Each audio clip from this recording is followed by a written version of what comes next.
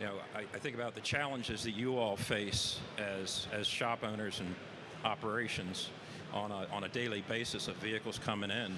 So I'm just kind of curious, how do you keep up with it all? Well, the first thing is to really educate yourself, right? Really immerse yourself and really be involved with what's going on and read and talk to your staff and kind of coach and train and really be the one that leads the charge in our shop. Yeah, I think I think on top of that, making a commitment to accessing the OEM repair information each and every time. I mean that to me is the biggest tool in the toolbox when it comes to keeping up with things, right? This is a really big subject, and 30 minutes isn't going to cover it. I think it's important to figure out what the car is equipped with right out of the box, right when you're getting ready to make your repair plan, doing your pre and post scans, pulling a build sheet for the vehicle, because that'll give you some clues as to what the vehicle has that maybe need to be considered during the repair process, or even writing the estimate to begin with. Many people like to use aftermarket parts and sometimes repair bumpers. Well, if it's got certain types of ADAS equipment, you may not be able to do that, and you need to know that up front when you're writing the repair plan. So this is a very complex conversation. Yeah, absolutely. Whenever I think about that vehicle intake process and that research aspect, even with the structural repairs and things, doing that research on the front end, and as we get into the technological side of it, I think about diagnostics and calibrations and things of that nature. The time involved in doing that, and what it takes for that person to really just sit down and focus on that. How do you get your estimators to just dive in and do that consistently? It'd be very, very challenging indeed. Mike? What do you think? Yeah, so when you talk about estimators, I think the interesting part is, so there's a couple different aspects of the estimating for calibrations. So first off, we've got to identify what ADAS systems the vehicle's equipped with, right? That goes back to what Rob said. First and foremost, we want to identify every option that's on that vehicle as it relates to the ADAS. Now, what are some of the things that are going to trigger the necessity for calibrations, right? Yep. Are we doing those things as part of our repair process? And then sometimes there will be secondary things that we're doing as part of the repair process that's going to trigger that calibration. Maybe if we do an alignment check and the alignment's off and there's a toe adjustment that's needed, now there's an entire list of calibrations that, right, aside from that alignment, wouldn't have been required, in that repair. Right. So I think, your second part, identifying what calibrations are going to be necessary to that job, and then third is laying out what are the prerequisites for those calibrations. The suspension alignment in many situations is going to be, your prerequisite. Is the alignment within specification and has it been verified, or is it outside of that and does it have to be adjusted? And then walk through the process with the technician, with your ADAS technician, as far as what does the calibration look like? What does each individual calibration consist of? What kind of time is that going to take? And ultimately trying to translate all those operations, the prerequisites and the calibrations themselves, to your repair plan to make sure, A, that they're being accounted for and being performed, but B, that you're billing for that as a company, and maintaining some level of profitability, while you're doing it. I think, I think the important part when it comes to accounting for and billing for these items is the calibration and the equipment required is changing so rapidly that if you're doing a poor job as a shop capturing, the cost for those calibrations and getting reimbursed at a fair rate, it's kind of a losing battle, because by the time the next level of equipment is required, you've not recouped your investment on what's now, the obsolete and outdated equipment. True. So I'm curious, as you look at calibrations, and so many of the vehicles there are static calibrations, and then there's the dynamic calibration. And in some cases, it may be required to do both. You know, how you kind of work through that whole process, and particularly where there's a dynamic element that requires certain daylight conditions, certain road conditions, in some cases certain traffic conditions, and especially in a big city environment where it can get a little more challenging. You know, just the variables in that equation, what that looks like for you. And you could have two people that need to be, you know, in that dynamic, right? Absolutely, that's a very good point, because in many cases, you need that driver to be focused on driving that vehicle, and a second technician there that's actually operating the equipment and monitoring what's happening. That's a very good point. Jeff, I think first and foremost we need to realize that these cars are even equipped with it, and they need to be addressed. Absolutely, absolutely. You know, I was looking at the CCC crash report data lately, and they showed for 2021 that new models, new model years are getting one line of calibrations on the estimate 18% at a time. So I don't know if you've looked at the diagrams of the space that all these sensors cover, and I don't know how you couldn't have to have one on every single repair that's getting done.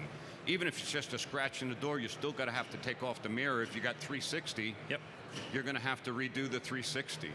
So I think it's important to really focus on what these cars have, and not only if you're not doing that, you're missing revenue, yep, but you're putting the driver and the passengers at risk. Absolutely. And this is a really critical subject, and people really need to pay attention for the safety of the motoring traffic. Yeah, so really evaluating that vehicle and identifying all of that up front when that vehicle comes in is absolutely critical step. And then really evaluating are you as the facility equipped to deal with that particular vehicle and in that time frame versus subbing it out. Yeah, our process, I'm sorry to jump in, our process starts right at the beginning with the pre and post scan, or the pre-scan, but we look at, you know, there's a riff in the industry about getting paid, or whether it's needed to be a pre-scan, and went from an hour to a half hour miraculously somehow. But you know, that pre-scan is a health check. You have to go into other systems and check those too, like your steering angle sensor, yep, and your passenger seat weight. You know, you got to start doing all these things right up front and capturing what is the data telling us. Just like Mike was saying with the pre-alignments, all that. It's like you go into a doctor. They're going to do certain things before they start prescribing any kind of, you know, treatment one way or another. We have to treat the cars the exactly same way, I feel. So with the with that collection of data on the front end comes the piece of somebody has to be able to filter through it too, and really determine what really matters. And I don't want to say what doesn't matter, but what might be background noise, because it's all connected. I mean, it's just some of the work we've been doing, we've learned a lot about these systems, and the most seemingly unrelated thing can have an impact on that system. And if you're not doing it up front, you don't know what you're missing, and you really can't be confident of everything you're doing related to that system going forward. Catching it on the back end, well, it's better to catch it before it leaves your shop, but you really don't want that last minute, oh, we missed this, but we're going to get it before it's delivered. Yeah, and we noticed that in the wash bay, right? When and if we're doing a post scan, and it got red lights all over the right, because by then it got driven around enough that something flagged, and that's something else that's very unique about some of these systems. Some of the research we've done, we found that some problems won't show up for a week or 2 weeks or 3 weeks later. Definitely. Because it takes it time as it's learning that something's not right, but it's not a hard code until it meets all the right conditions, and so that can be very, very challenging. And we haven't even started repairing the car yet. Yeah. I mean, imagine that. You know, Chris, do you have your estimators handle that sort of discovery, or and get it on the estimate and be able to explain it to the adjusters and stuff, or how do you handle it in your shop? Yeah, we do. I mean, we're responsible for safely fixing a car, and at the end of the day, that's all that really matters. Cost is the cost, and we just got to charge accordingly. Now, thinking about all the different OEM requirements that are out there for the different calibrations, and again, we've had a lot of exposure to various different brands, and some of them are, I want to say, dynamic based in most cases. Now, I think about that, and that simplifies things to a certain degree, but that doesn't absolve us or eliminate, the reality of there are certain things we need to do along the way to ensure during the repair process, even as simple as a bumper cover that comes off that may have sensors behind it or attached to it, things like that. And some of the, brought them up earlier, some of the considerations for part replacement or even refinishing operations. A lot of the challenges there. I think about part supply chain issues. Are y'all running into challenges there that kind of complicate this whole equation? You mean like waiting on a front radar for about 8 months and counting? Okay.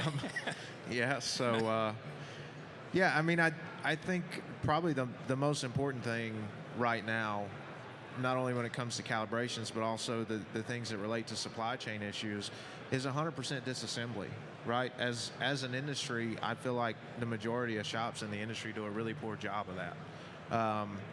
With calibrations specifically, if you're not thinking through the entire repair process and removing everything that needs to be removed from the vehicle up front, and things get taken off later, now you may have taken something off that's going to trigger a calibration, and your blueprinter didn't have the foresight to know that was going to have to be taken off at the time because it wasn't discussed with the technician.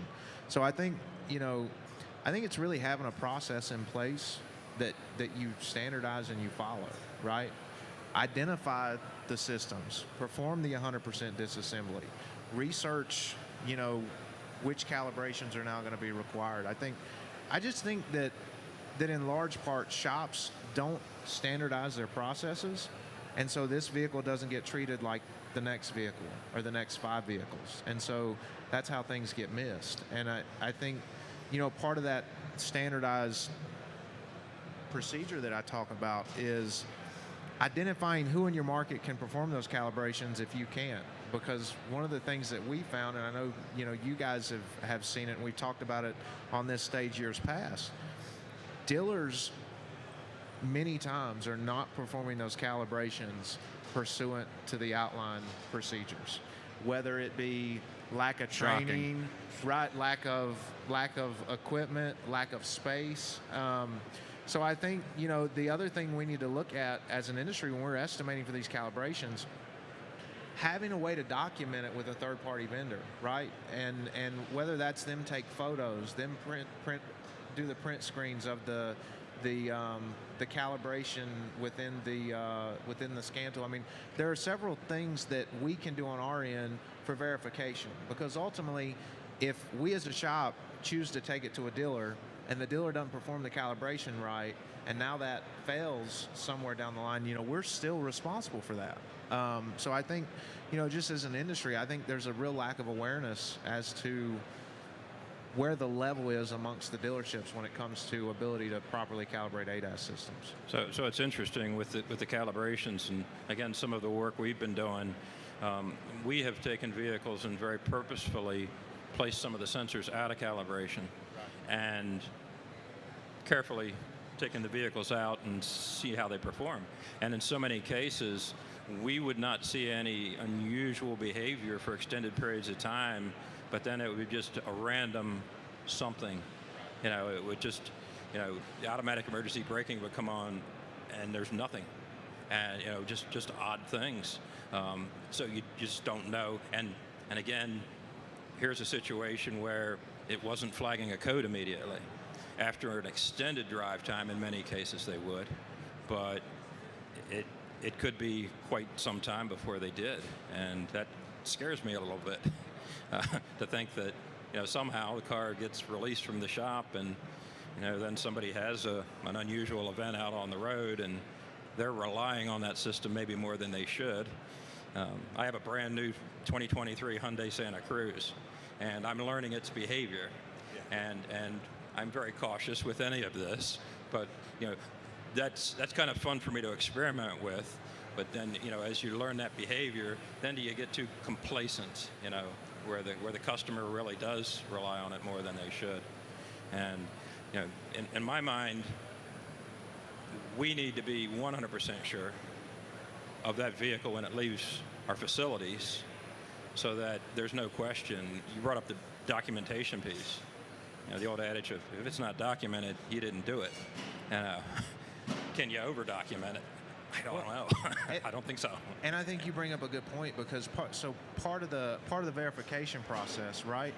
What is that final test drive going to look like? How long of a test drive? What conditions do you need to operate that vehicle in till you have, as a technician, some level of confidence that those systems can be relied upon, right? And I think, again, that's where, as an industry, I think we do a really poor job. We identify the calibration, but that's only one part. We don't identify everything we're going to do after the calibration to ensure that all those functions are normalized and that they're working as intended.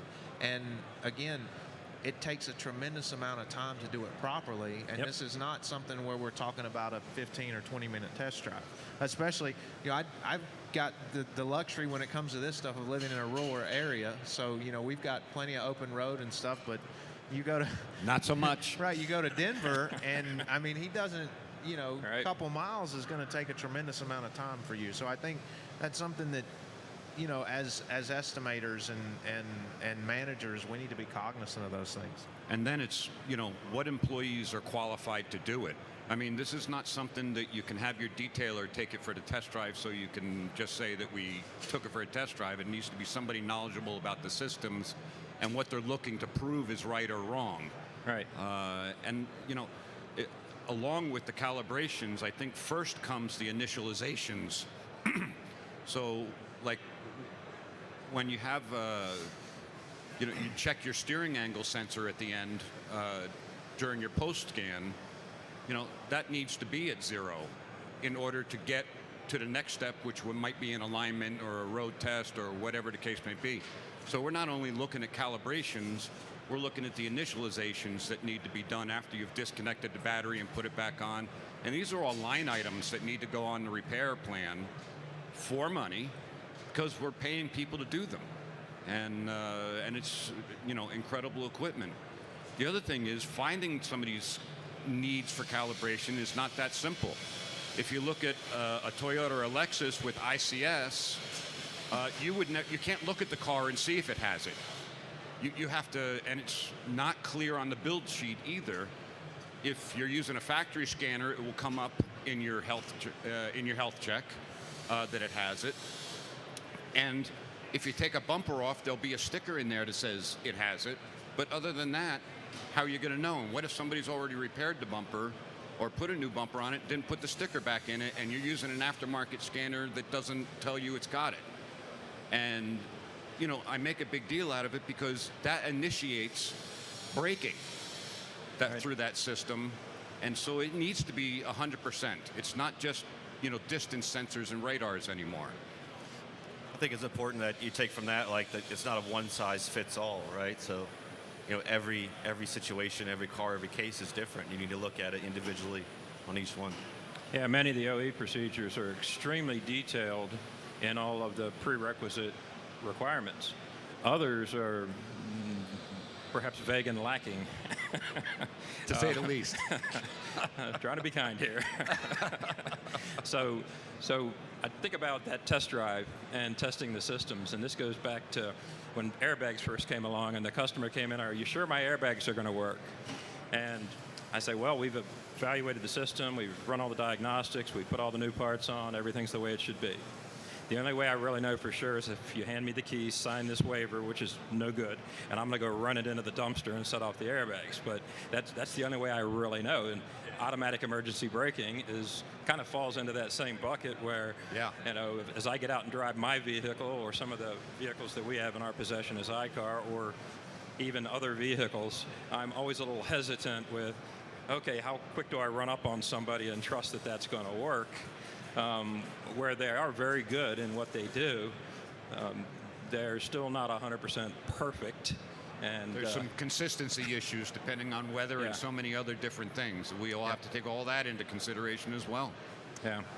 So it certainly adds to the challenges you all face as you're working on different brands of vehicles and different equipment requirements and all the calibration requirements along the way. So I'm curious how many of you do in-house wheel alignments? We do.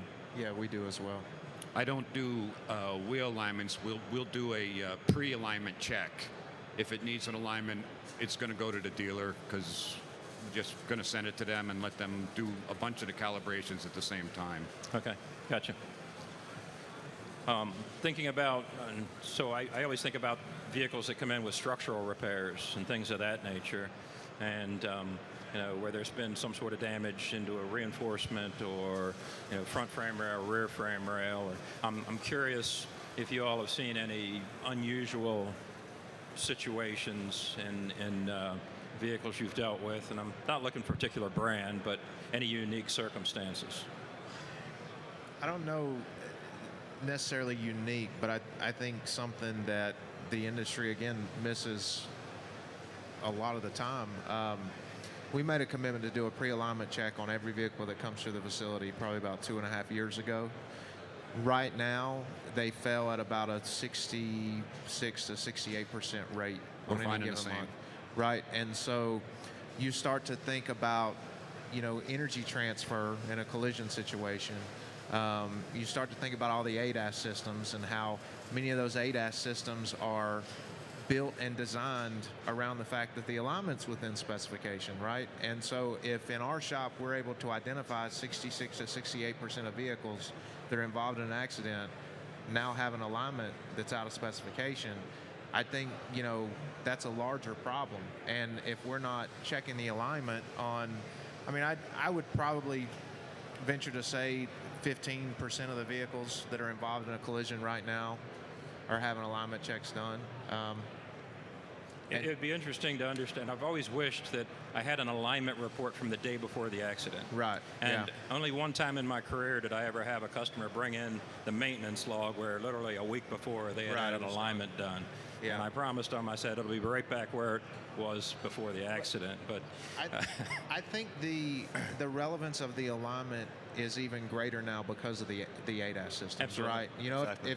If in the past your toe was out a little bit, you just hold the steering wheel, a little bit to offset it, and it may wear your tires a little irregularly over time. But nobody was dying from their toe being off a little bit, right?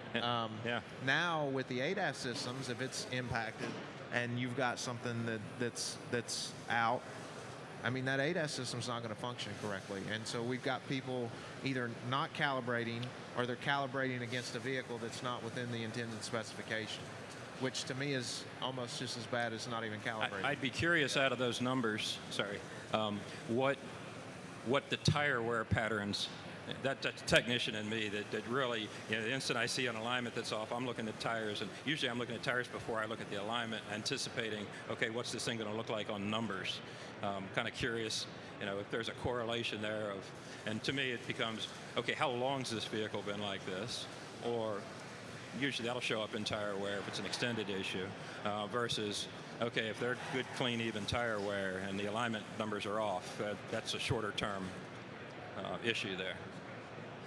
And I think it's important to have that information, like the pre-alignment information and your pre-scans and all the rest of that before the car even gets anywhere near a frame bench or anything like that. So you know what you're going to need to do, at the end. Because, again, you can't do unfortunately, you can do calibrations on a car that is not, in right spec. But it would make it even worse if the frame wasn't in the right spec and the alignment was out of spec. Now we're trying to do some camera calibrations or something, and God only knows where that camera's looking.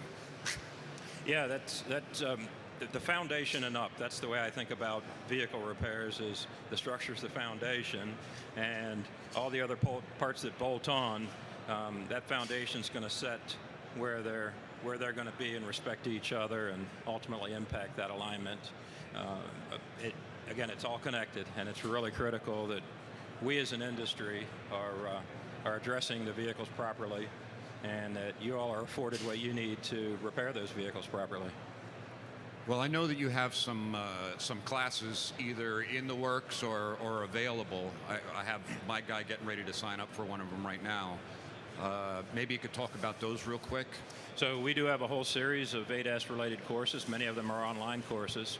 We also have a couple of different hands-on training courses where they get to actually go out in our shop environment.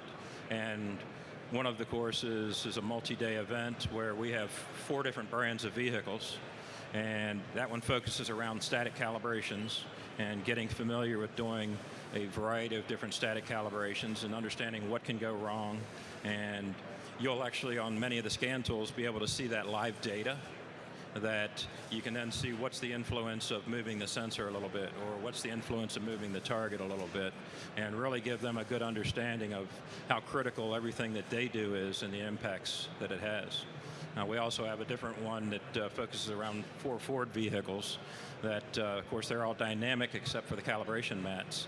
And with that one, we take a diagnostic approach where we have the cars bugged with a multitude of different bugs.